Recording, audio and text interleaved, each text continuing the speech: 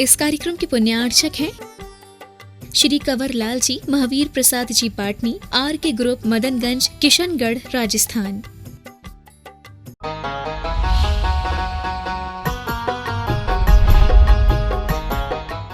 समझ आ रहा है? उनमें भी कुछ फल जैसे क्षीरी फल होते हैं, उनको छोड़ करके, जो कल पहले आपको बताया था, जो पंच उदंबर फल आते हैं, इस तरीके की चीजों को छोड़ करके, जिनमें कि अंदर कोई त्रस जीवों की उत्पत्ति ना हो रही हो, ऐसे बट के फूल होते हैं, फल होते हैं, पीपल के फल होते हैं, कटूमर, अंजीर, गोला अंजीर होती है, इस तरीके की चीजों को छोड़ करके वनस्पतियां जो कि अच्छी हवा में उत्पन्न हुई हो, जिनका सूर्य प्रकाश जिन्हें मिला हो, वो वनस्पतियां भोजन योग्य होती हैं, और वही चीज अक्सर खाई जाती है। आप देख लो, समझ आ रहा है ना? तो ये ध्यान में रखो कि भोजन जो है वो सात्विक होना चाहिए। कभी कभार राजसिक हो जाए चल जाएगा, लेकिन तामसिक तो नहीं होना चाहिए। तो आप देखोगे कुछ लोगों का एक धर्म है तामसिक भोजन करने का। कुछ ऐसी कौमें हैं जो केवल तामसिक भोजन ही करती हैं, उसी को जो है प्रेफरेंस देती हैं। समझ आ रहा है ना?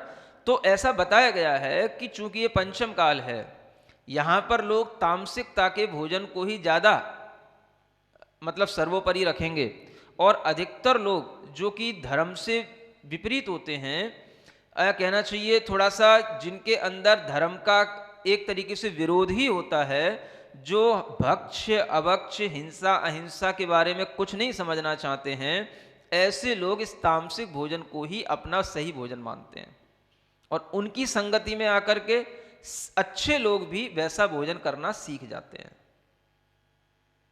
समझ आ रहा है ना?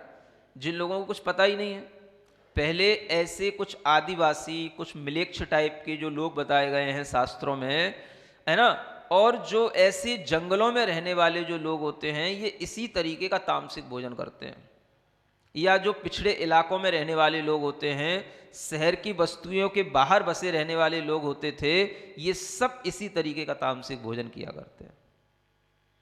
इसीलिए इनकी जो वृत्तियां होती हैं वो सब पापमय होती हैं, और उनकी संगति में आकर के अब क्या हो गया, अब तो कोई व्यक्ति का कुल जाति कुछ समझ ही नहीं आता। समझ आ रहा ना? अब सब एक में एक हो गया। तो उनकी संगति के कारण से ये जैन लोग या ब्राह्मण लोग जो अच्छे लोग थे, ये भी उसी तरीके के बन गए। किनकी संगति से? जो निम्न लोग थे, उनका जैसा भोजन पान था, उनके साथ उठने बैठने का हमने एक साथ व्यवहार बना लिया, उनके साथ में मतलब हमारा सब कुछ व्यवहार चलने लग गया, तो अब हमारे लिए भेद रहा ही नहीं कि कौन सा सही होता है कौन सा गलत होता है। तो वो जैसा कहते हैं वैसा हम करने लग गए। हमें जैसा कहना चाहिए था वैसा वो करते, वैसा नहीं हो पाया। इसी का नाम पंचम काल है, क्योंकि पंचम काल में धर्म तो कम होएगा, अधर्म ज्यादा होएगा। अच्छी चीजें उनका डाउनफॉल होएगा, और जो बुरी चीजें हैं वो उनका अपलिफ्ट होंगी। वो तो यही देखने में आता है। जब भी कोई अच्छा मनोवृत्ति वाला व्यक्ति होता है, अच्छी जीवन जीने वाला व्यक्ति का समुदाय होता है, या अच्छे लोग होते हैं, वो लोग अपनी अच्छाई दूसरों को नहीं दे पाते हैं, बुराइयां उनकी अपने अंदर ले आते हैं। इस पंचम काल का ये प्रभाव है। तो इस प्रभाव से जो लोग बचेंगे वो लोग ही रत्नकंड श्राव का चार पढ़ पाएंगे, और वही लोग रत्नकंड श्राव का चार को सुन करके थोड़ा अमल कर पाएंगे। अन्यथा तो आप देखो, आपके बच्चे सब कहाँ जा रहे हैं, क्या कर रहे हैं, क्या खा रहे हैं, उन्हें कभी ये तर्क नहीं उठता है कि हमें लहसुन प्याज तो चलो, और दूसरी चीज हो गई कि जो बाजार का गंदा भोजन है उसको क्यों नहीं खाना चाहिए, उसके विषय में तर्क नहीं उठाते हैं। तर्क इस विषय में उठाते हैं कि हमें शाकाहार क्यों करना चाहिए। समझ आ रहा है? हमें घर का बना हुआ अच्छा भोजन क्यों करना चाहिए। तर्क इस विषय में उठाएंगे कि हमें आलू क्यों नहीं खाना चाहिए। यूं नहीं पूछेंगे कि हमें ये मोमोज और ये पिज्जा बर्गर ये क्यों नहीं खाना चाहिए, यूं पूछेंगे आलू क्यों नहीं खाना चाहिए। तो सोचो, ये बुद्धि इतनी विपरीत हो रही है कि हमें जिस विषय में क्वेश्चन करना चाहिए था वो तो क्वेश्चन तो गया। वो जैसे कि पंचम काल का अंत आने वाला हो, जैसे कि वो काल ही चला गया। अब उस तरीके क्वेश्चन ही नहीं करता कोई।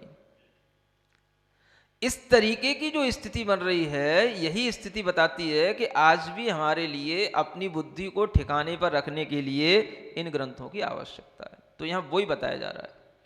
कहते हैं नवनीत निम्ब कुसुमम कैतक मित्यव अवहेयम, है ना। उसी श्लोक में कहते हैं नवनीत भी खाने योग्य नहीं होता है। नवनीत माने मक्खन, समझ आ रहा है ना। अब देखो लोक मर्यादा और लोक प्रवृत्ति, इन दोनों में कितना अंतर होता है। लोक में तो प्रवृत्ति इन चीजों की है, समझ आ रहा है। माखन खाना ही है, क्योंकि माखन चोर है तो मक्खन तो खाएंगे ही। लेकिन यह मक्खन भी कहना चाहिए, ये भी जीवों का स्थान बन जाता है। जब भी मक्खन निकाला जाता है, दूध से छाछ अच्छी है, छाछ खाने में कोई दिक्कत नहीं। छाछ का बाद जो मक्खन बनता है, उस मक्खन में एक अंतर मुहूर्त के अंदर ही तृष जीवों की उत्पत्ति हो जाती है। इसलिए आपने देखा होगा कि जब भी किसी को घी बनाना होता है तो सीधा छाछ से उसमें से मक्खन बिलो करके उसको तुरंत घी बना लेता है। वो तुरंत बनना चाहिए। छाछ से निकलने वाला मक्खन वो तुरंत जो है घी के रूप में रूपांतरित होकर के उसको तपा लेना और छान करके घी का उपयोग कर लेना। तो घी तो खाया जाता था, मक्खन नहीं खाया जाता था। समझ आ रहा है ना। आज देखो आप कितना प्रचलन हो गया है, घी से तो लोगों को उल्टी आती है ना, और मक्खन खाने के लिए तैयार रहते हैं। सुन रहे हो, हर होटलों पर घी नहीं मिलेगा, मक्खन मिलेगा। जब बच्चों को पता नहीं होता है तो जिन्हें जो मिलता है वो खा लेते हैं। सुन रहे हो। तो ये जो है नवनीत भी अपने आप में भक्ष्य नहीं है, ये ध्यान में रखो। इसका उपयोग सिर्फ इतना ही है कि इससे तुरंत ही घी निकाल लिया जाए। घी को खाओ, घी शुद्ध द्रव्य है। समझ आ रहा है ना। आप देखो पाश्चात्य संस्कृति में जहां पर ये विदेशी लोग रहा करते हैं, वहां घी नहीं होता, बटर। बटर घी तो जानते ही नहीं। घी का तो डिक्शनरी में कोई नाम ही नहीं है। ऑक्सफोर्ड डिक्शनरी उठा के देख लेना आप, उसमें घी के लिए तो कोई नाम ही नहीं है। GSEE लिखना पड़ता है घी। समझ आ रहा है ना। हाँ बताते हैं। तो ये बटर, ये चल रहा है, मक्खन है ना। अब जो घी बन जाता है वो अपने आप में अगर शुद्ध तरीके से बनाया हुआ है ना। घी का बनाने का शुद्ध तरीका दूध के ऊपर डिपेंड करता है कि जो दूध आप लाए हो वो दूध, पहली बात तो यह है कि एक अंतर मुहूर्त के अंदर उसको छान करके उबाल आ जाना चाहिए उसमें। एक अंतर मुहूर्त माने विदिन 48 मिनट्स आपको उस दूध का उपयोग कम से कम उसको प्रासुक कर लेना है, आपको छान करके उसे गर्म कर लेना है। उसके बाद में वह उसका आप उपयोग दिन भर करो। समझ आ रहा है ना। अगर वो दूध शुरू में ही खराब हो गया, 48 मिनट से ज्यादा देर बाद गर्म हुआ, तो वह दूध भी अभक्ष्य हो गया। पहले उस दूध की मर्यादा जानो। दूध की मर्यादा बनेगी तब जाकर के फिर छाछ बनेगी। छाछ से जो नवनीत बनकर के तुरंत घी बनेगा, उस घी की मर्यादा अपने आप में बहुत अच्छी होती है। समझ आ रहा है ना। जब तक कि उसमें किसी भी तरीके की मतलब उसकी गंध ना बिगड़ जाए, चलायमान ना हो जाए, उसकी मर्यादा बनी रहती है। जो अच्छी फॉर्म में बनकर के शुद्ध चीजें हो जाती हैं, उनकी मर्यादा अपने आप में तब तक रहती है जब तक कि उनका रस ना बिगड़ जाए, स्वाद ना बिगड़ जाए या गंध ना बिगड़ जाए, तब तक वो मर्यादित है। और ऐसा होने लगे तो वह मर्यादित समझ लेना चाहिए। तो इस तरीके से आचार्य कहते हैं इन चीजों में जिनमें की जीव का वध अधिक है और फल कम है, वो चीजें ये सब यहां बताई जा रही। नवनीत भी उसी में आ रहा है ना। सार कम है, फल कम है और जीव हिंसा ज्यादा है उसमें। और निम्ब कुसुमम, नीम के फूल होते हैं। किस में काम आते हैं? निम्बोरी या नीम के भी फूल होते हैं, ये भी लोग उपयोग में लेते हैं, है ना। तरह तरह के फूलों को भी उपयोग में लेने का चलन रहा है। इसीलिए यहाँ पर निम्ब, कुसुम, कैतक, ये केवड़ा वगैरह के जो फूल होते हैं, इनमें भी जीवों की उत्पत्ति होती रहती है। इनको भी लोग तरह तरह से खाने पीने में काम में लाते हैं। वो भी हमें अवहेयम माने छोड़ देना चाहिए। ये चीज़ें बताई जा रही हैं, ठीक है ना। फिर आगे एक और तरीका बताया जा रहा है, एक और चीज़ बताई जा रही है जो आगे के छंद में कही जा रही है। यद अनिष्टम तद व्रतयेत् यच्चानुपसेव्य में तदपि जहियात् अभिसंधिकृता विरतिर् विषयाद योग्याद व्रतम भवति। हाँ देखो, अब यहाँ पर कहते हैं दो चीज़ें और हैं। एक होती है अनिष्ट, क्या कहलाता है? यद अनिष्टम तद व्रतेत, जो हमारे लिए अनिष्ट हो उसको भी छोड़ दो। अनिष्ट का मतलब क्या हुआ? हमारे लिए हानिकारक हो, है ना, उसका भी व्रत कर लो, उसको भी छोड़ दो। यद अनिष्टम, तो अनिष्ट में क्या आ जाता है कि जो हमारे लिए हमारी प्रकृति के अनुकूल ना हो, भले ही वो चीज अच्छी हो। समझ आ रहा है ना। अब अगर आपके लिए आपकी प्रकृति हमेशा जुकाम की, खांसी की बनी रहती है, तो आपके लिए खट्टी चीज, ठंडी चीज नुकसानदेह है, आपकी प्रकृति के विपरीत है, आप उससे बचो, छोड़ दो। तो वो क्या कहलाएगा? अनिष्ट का त्याग। तो ऐसी अनिष्टों का भी त्याग किया जाता है ना। अब चीजें तो बहुत सारी हैं, खाने योग्य हैं, लेकिन अपनी प्रकृति के अनुकूल नहीं है, हमारे लिए वो अनिष्ट पड़ती हैं, नुकसान पहुंचाती हैं, तो उनका भी त्याग किया जाता है। तो वो सब अनिष्ट में आ जाता है। और फिर होता है अनुपसेव्य। अनुपसेव्य का मतलब होता है सभ्य जनों के लिए जो सेवनीय नहीं होते हैं, वो अनुपसेव्य में आ जाते हैं। क्या बोलते हैं उसको? हाँ, उसको मतलब उपसेव्य नहीं है, वो सेवनीय नहीं है, ग्रहण करने योग्य नहीं है, लेकिन वह फिर भी लोग करते हैं, तो वो अनुपसेव्य में आते हैं वो चीजें। क्या चीजें होती हैं ऐसी?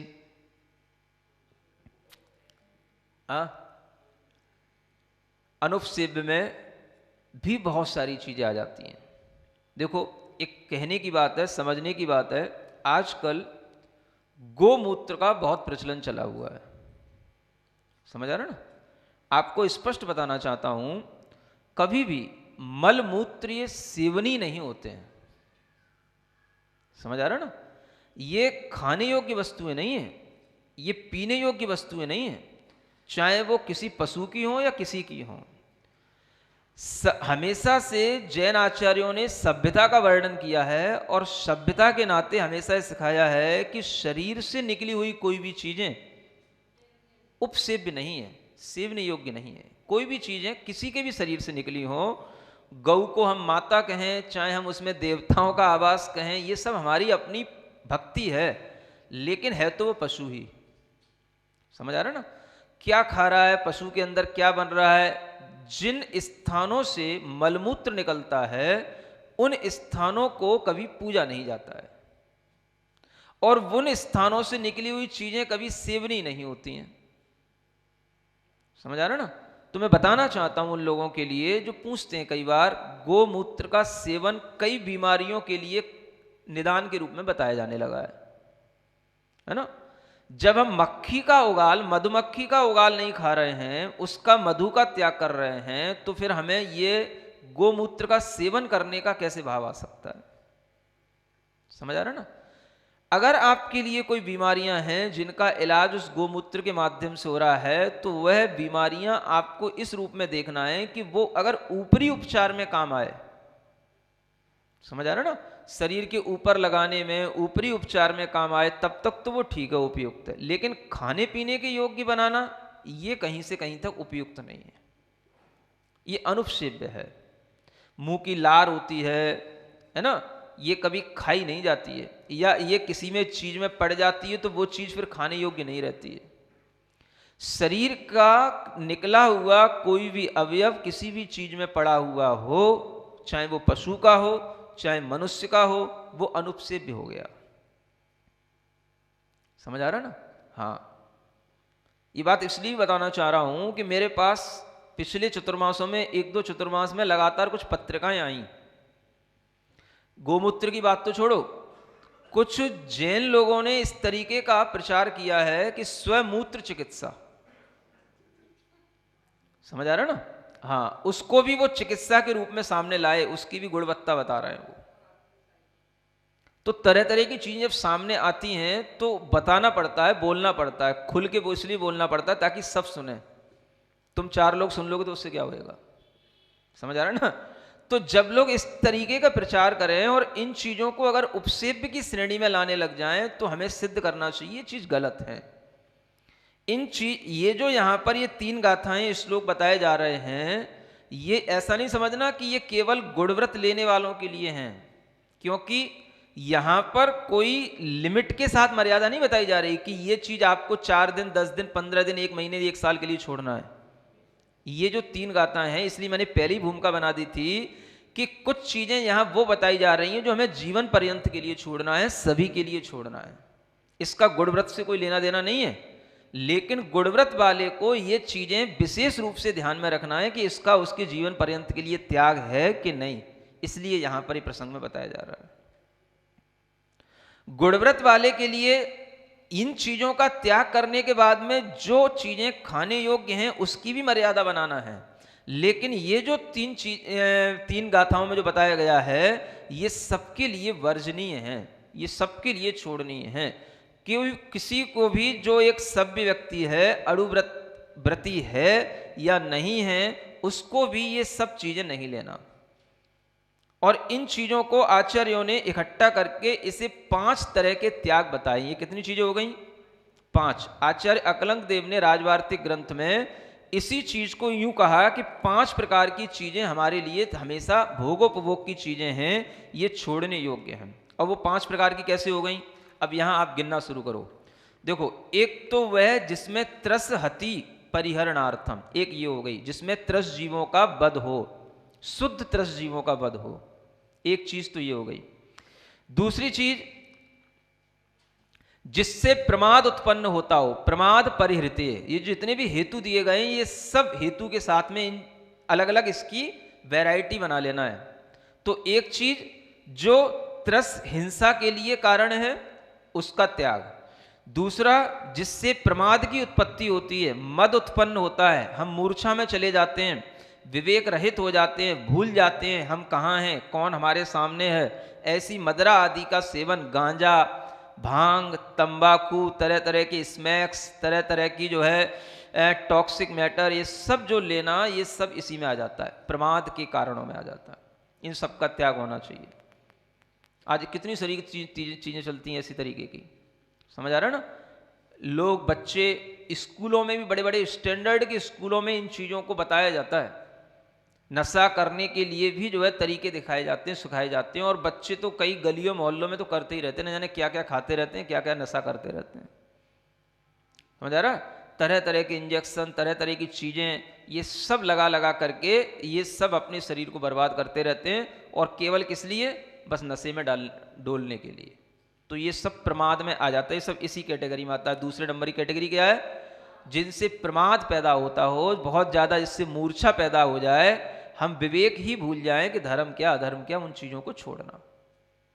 मदिरा तो एक उपलक्षण है ना? जितने भी गांजा, तंबाकू, तरह तरह की हुक्का, समझ आ रहा है ना? ये सब चीजें जो है, बीड़ी, सिगरेट, है ना, तरह तरह के नशीले मंजन, ये सब चीजें जो है इसी में आ जाती हैं, प्रमाद परिहृत्य। ये दूसरी चीज हो गई। तीसरी चीज देखो फिर क्या बताई? अल्प फल बहुविघाता, माने जिसमें फल थोड़ा हो, बहुत जीवों का घात हो, ऐसी चीजों का त्याग करना, ये तीसरी चीज बताई गई। सुन रहे हैं ना? ये गाथाएं बहुत इंपॉर्टेंट हैं, सभी के लिए हैं, और ये कॉमन रूप से सबको समझना चाहिए, सबको पढ़ना चाहिए, और सबके लिए इन्हीं 3 छंदों का व्याख्यान करके आपको इन 5 चीजों से रहित होने का ज्ञान देना चाहिए। तीसरी चीज ये हो गई। चौथी चीज अनिष्ट, जो हमारे लिए अनिष्ट है। समझ आ रहा है ना? अगर आपको कफ की दिक्कत हो रही है तो दही मत खाओ, दही आपके लिए क्या हो गया? अनिष्ट हो गया, क्योंकि ठंडा होता है। ठंडा पानी मत पियो, समझ आ रहा है? आपको डायबिटीज हो गई है, मीठा मत खाओ, मीठा आपके लिए क्या हो गया? अनिष्ट हो गया, त्याग कर दो। अब ये क्या जरूरत है कि भाई देखते रहे, डायबिटीज जिस दिन थोड़ी सी डाउन हुई उसी दिन खा लिया, इंजेक्शन लगा दिया इंसुलिन का, फिर शुरू हो गए।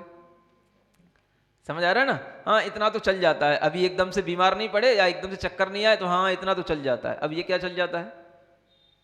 ये तो आप जो है जबरदस्ती मरने की तैयारी कर रहे हो। तो इसलिए ये अनिष्ट भी हमारे लिए छोड़ने योग्य होता है। किसी को किसी तरीके की बीमारी है, किसी को कोई प्रकृति है, जिसकी प्रकृति के जो विपरीत पड़े वो उसके लिए अनिष्ट है, उसको छोड़ो।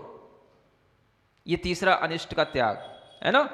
इसमें कोई किसी के लिए जोर जबरदस्ती नहीं है, वो खुद अपने मन से सोचे हमारे लिए क्या अनिष्ट है। और चौथी पांचवी चीज है अनुपसेव्य। ये सब लार मूत्र इत्यादि ये सब चीजें अनुपसेव्य में आती हैं। समझ आ रहा है ना? तो इन चीजों के त्याग के माध्यम से ही क्या बनेगा? इनका जो है त्याग कैसा होना चाहिए? अभिसंधि कृता विरतिर विषयात योग्यात व्रतम भवति। ये व्रत की परिभाषा है, ध्यान रखो। व्रत किसे कहते हैं? योग्य विषय का भी त्याग व्रत में आता है ना। अयोग्य का तो होता ही है, लेकिन योग्य का भी। लेकिन वो कैसे करना? अभिसंधि पूर्वक करना। अभिसंधि का मतलब होता है बुद्धिपूर्वक। बुद्धिपूर्वक का मतलब हम अपनी बुद्धि से संकल्प लेते हैं कि हम इन चीजों का सेवन नहीं करेंगे। ये कहलाता है अभिसंधि पूर्वक त्याग। योग्य भी है तो भी हमें नहीं खाना। कोई दूसरे लोग उसका सेवन कर रहे हों, करने दें, हमें नहीं लेना, क्योंकि हमें इन चीजों का त्याग करना है, क्योंकि ये इन 5 प्रकार की कैटेगरी में से किसी ना किसी कैटेगरी में हमारे लिए आ रहा है। ये चीजें इसलिए यहां पर विरति के रूप में बताई गई। इनसे आप विरति रख करके इसका व्रत ले लें पहले, यावत जीवन। समझ आ रहा है ना? अब यहां पर बताया जा रहा है कि देखो व्रत वगैरह जो होते हैं वो 2 तरीके के होते हैं। नियमो यमश्च विहितौ भोगोपभोग संहारात् द्वेधा भोगोपभोग संहारात् नियमः परिमित कालो यावज्जीवं यमो ध्रियते। देखो नियम और यम की परिभाषाएं कितने अच्छे ढंग से इन छंदों में लिखी गई हैं। नियमः यमश्च विहितौ द्वेधा, है ना। नियम और यम विहित माने कहे गए हैं, द्वेधा माने 2 प्रकार से कहे गए हैं। किसके लिए? भोग उपभोग संहारात, जिन्हें अपने भोग और उपभोग का संहार करने का मतलब उन्हें कम करना है, या अपने भोग उपभोग की सामग्री का सीमांकन करना है। उनके लिए 2 प्रकार की बातें बताई गई हैं। एक तो नियम रूप में भोग उपभोग की सामग्री का नियमन करें, और एक यम रूप में करें, है ना। मतलब कि भोगोपभोग परिमाण व्रत 2 प्रकार से पालन किया जाता है, एक नियम रूप और एक यम रूप। कुछ चीजें ऐसी हैं जिनका हम नियम रूप में पालन करेंगे, कुछ चीजें ऐसी हैं जिनका हम यम रूप में पालन करेंगे, है ना। तो नियम और यम दोनों के साथ में ये भोग और उपभोग की स्थिति बनती है। कहते हैं नियमः परिमित कालो। नियम की परिभाषा क्या? परिमित काल के लिए, है ना। एक टाइम लिमिट बना करके जो हमने त्याग किया वो कहलाया नियम। 8 दिन के लिए, 15 दिन के लिए, 1 महीने के लिए, 10 महीने के लिए, 1 साल के लिए, 5 साल के लिए, ये क्या हो गया? ये नियम हो गया। और यावत जीवम यमो ध्रियते, जीवन पर्यंत के लिए जो किया वो कहलाता है यम। और ये दोनों ही भोग उपभोग की सामग्री के साथ किए जाते हैं। तो यहां आपको जो ये ऊपर जितनी भी चीजें बताई हैं ये 5 प्रकार की, ये यम रूप में त्याग करने योग्य हैं, है ना। फिर नियम में क्या करने गए? नियम में क्या करेंगे फिर हम? तो नियम में वो करेंगे जो हमारे पास रह जाएगा, इनके अलावा भी बहुत कुछ बचेगा। समझ आ रहा है ना? वनस्पतियां बहुत प्रकार की हैं, कितने तरीके के फल हैं, कितनी तरीके की सब्जियां हैं, एक दिन लिस्ट बनाना, कितनी दुकानों पे मिलती हैं, कितनी हम खाते हैं और कितनी केवल हम देखते हैं, या कितनी हम कभी कभी खाते हैं। समझ आ रहा है ना? तो आप उसकी लिस्ट बना करके देखना कि बहुत सी ऐसी वनस्पतियां हैं जो खाने योग्य तो हैं, लेकिन वो हमारे कभी खाने में ही नहीं आती, हमें पता ही नहीं, बहुत सौ के तो हमें नाम ही नहीं मालूम। उपयोग में जो आती हैं वो कितनी आती हैं? ज्यादा से ज्यादा 20 तरीके की चीजें होंगी। हैं? कितनी कितनी सब्जियां कितने प्रकार की खाओगे? समझ आ रहा ना? कितने प्रकार की सब्जियां बनाते हो, कितनी चीजें खाओगे?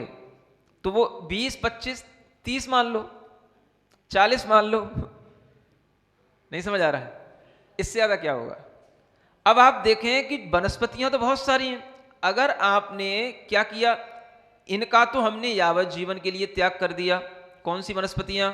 जिनमें कीड़े होते हैं, जिनमें जीव उत्पन्न होते हैं, ऐसे बेर है ना, ऐसी जो बैगन, ऐसे जो है ये तामसिक भोजन, ये सब छोड़ने के बावजूद भी कुछ बचता है कि नहीं?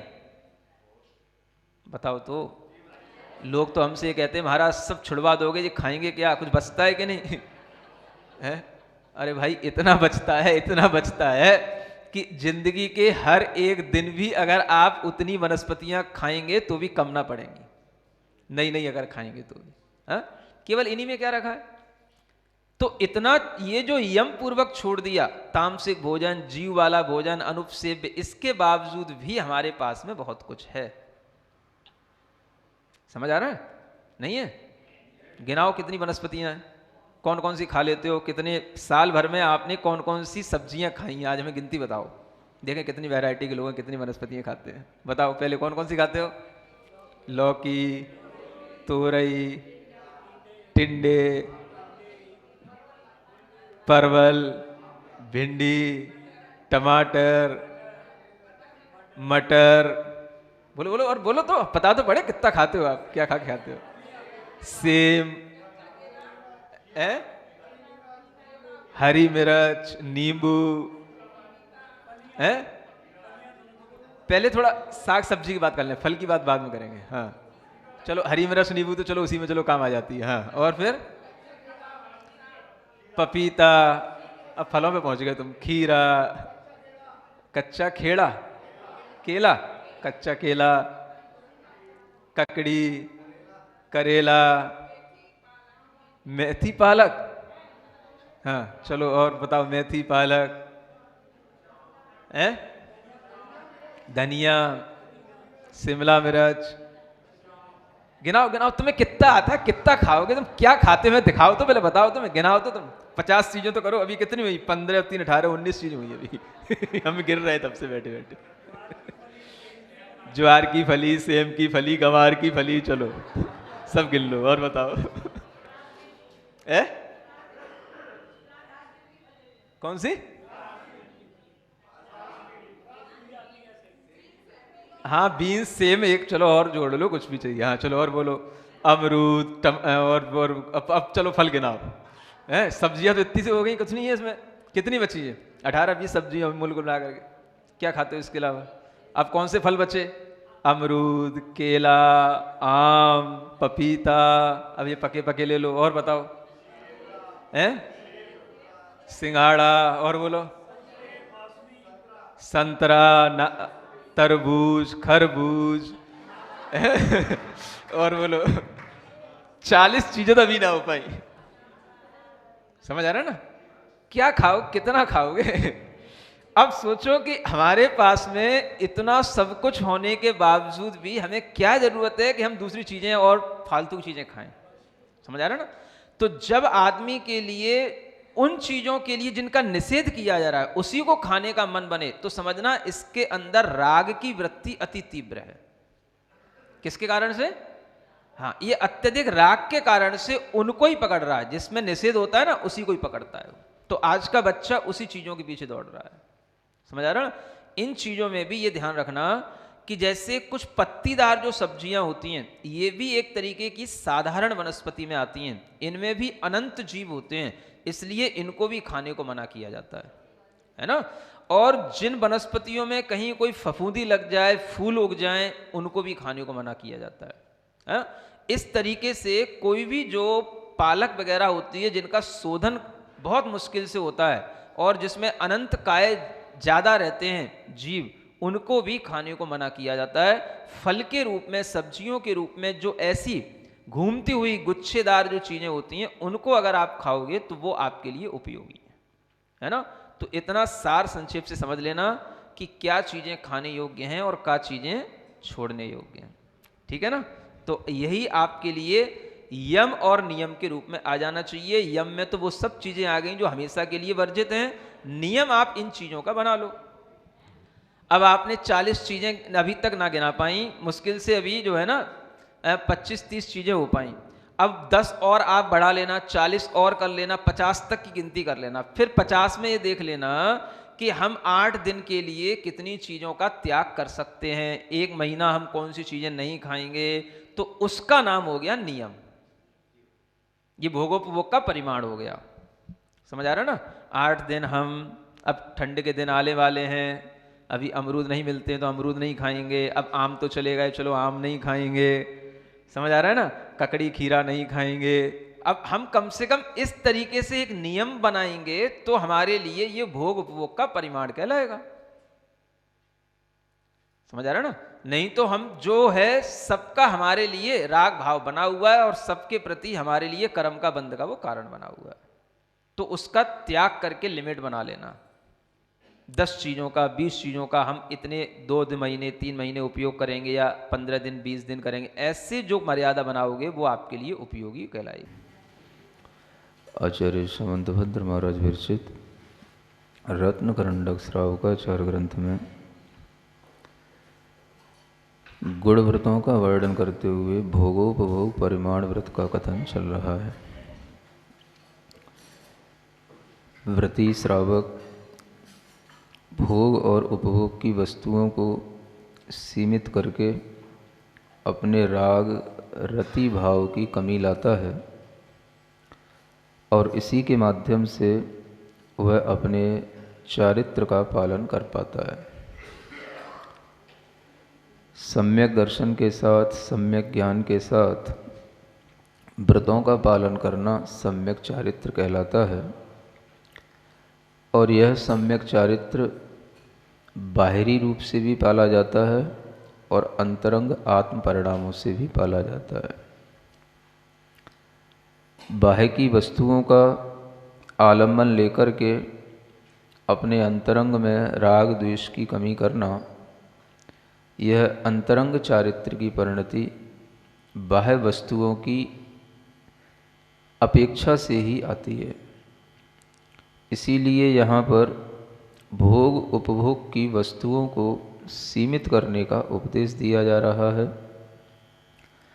क्योंकि जब तक राग भाव से भोग उपभोग की वस्तुओं में आसक्ति बनी रहती है और उसमें किसी भी तरह से कमी नहीं आती है, तो वह अपने व्रतों को और अच्छे ढंग से पालन नहीं कर सकता और व्रतों को आगे बढ़ाने के लिए सोच भी नहीं सकता।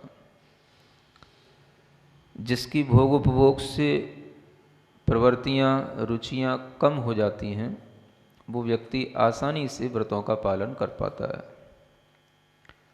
व्रतों के बारे में सुनते ही जो लोगों को डर लगता है, वो डर इसी कारण से लगता है कि उन्हें उनका राग भाव डरा देता है कि अगर हमें ये वस्तुएं ना मिलेंगी तो हम कैसे जी पाएंगे। राग भाव कम करने पर भी व्यक्ति को डर लगने लग जाता है और राग को उत्पन्न करने वाली चीज़ें भी, जब बाहरी चीज़ें भी छूटती हैं तो भी व्यक्ति को डर लगने लग जाता है। इसलिए ये समझना कि व्यक्ति व्रतों से नहीं डरता, व्यक्ति मेरे राग में कमी ना आ जाए इससे डरता है। राग को कम करना नहीं चाहता, अंतरंग में जो आत्मा के अंदर राग आदि परिणाम हैं, ये परिणाम अधिकता के साथ जब बने रहते हैं, इनकी अपनी शक्ति जब तीव्र होती है तो व्यक्ति बाहरी चीज़ों से जुड़ता है और उन्हीं के आलंबन से अपने राग की पूर्ति करता है। तो आचार्य कहते हैं जो राग की कमी हो रही है, ये हमारा अंतरंग चारित्र का पक्ष है, यही हमारा आत्मा का चारित्र है। क्योंकि राग की कमी से ही आत्मा में चारित्र परिणति आती है। और बाहर जो हम वस्तु को सीमित कर रहे हैं, छोड़ रहे हैं, वस्तु के प्रति राग की कमी कर रहे हैं, वह रति की कमी होना, यह बाहरी वस्तु का त्याग उस अंतरंग राग परिणाम की कमी के लिए सहायक होता है।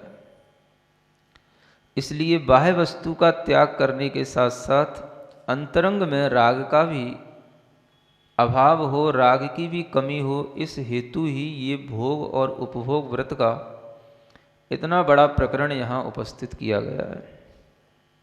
बड़ा तो हो ही गया, कम से कम कितनी 3 3 6 और 2 8 10 गाथाएँ लगभग एक भोगोपभोग परिमाण व्रत को समझाने के लिए हैं। समझ आ रहा है? अड़ु व्रतों को समझाने में तो एक एक छंद बनाया था और एक एक छंद में अतिचार बता दिए थे। यहाँ सबसे ज़्यादा इसी भोगोपभोग व्रत को समझाने के लिए प्रयास किया गया है। तो आप देखें कि यह प्रयास इसीलिए किया गया है कि भोग और उपभोग की वस्तुओं के प्रति गृहस्थ का राग बहुत ज़्यादा बना रहता है। और वो इसलिए भी बना रहता है क्योंकि आधा जीवन तो वो अपने भोग उपभोग की वस्तुओं को इकट्ठा करने में ही लगा देता है। आधा भी हमने कम कह दिया यूँ कहो कि आधे जीवन से तो भोग उपभोग की वस्तुएं इकट्ठा होना शुरू होती हैं, है ना? तो ठीक पड़ेगा। और जब भोग उपभोग की वस्तुएं इकट्ठा करना जब शुरू कर पाया और तभी फिर उसको ध्यान आने लगा कि अब जो है थोड़ा कुछ सीखें, समझें, धर्म भी क्या होता है, व्रत क्या होते हैं, और उसी समय पर उससे ये कहा जाए कि अब इन वस्तुओं की सीमा कर, त्याग कर, कम कर, तो उसे लगता है अभी तो भोगना शुरू ही नहीं कर पाए थे, ये त्याग की बातें करने लगे। समझ आ रहा है? तो अंतरंग में जो राग भाव रहता है उसके कारण से जो तृष्णा रहती है वो तृष्णा कभी पूरी नहीं होती। हर जन्म का यही कहानी है, हर जन्म की यही किस्से हैं, यही फसाने हैं। और इसी तरीके के हर जन्म की ये परिणतियां होने के कारण से उसके अंदर यह महसूस हो पाना कि यह सब बहुत हो चुका, बहुत बार हो चुका, ये उसके श्रद्धा में नहीं बनता। कभी कभी सुन तो लेता है बहुत भोग चुके, बहुत हो चुका, बहुत बार हो चुका, लेकिन श्रद्धा में नहीं बन पाता। तो उस कारण से वह सोचता रहता है कि ये भोग उपभोग की जो संख्या है ये बनी रहे। पहले तो बढ़ते हुए ही सोचता है, क्योंकि घर में अगर मान लो बच्चे हैं, पत्नी है, तो सभी कोई भोग उपभोग की सामग्रियां बढ़ाने की ही सलाह देता है, बढ़ाने के लिए ही उपाय बताता है, बढ़ाने की सोचता है कि और चीज़ें कैसे घर में बढ़ें, घर में इन चीज़ों की वृद्धि हो। घर इसी से बड़ा बनता है, बड़ा घर है तो बड़ी बड़ी चीज़ें भी होनी चाहिए, तब घर भरा भरा सा लगेगा।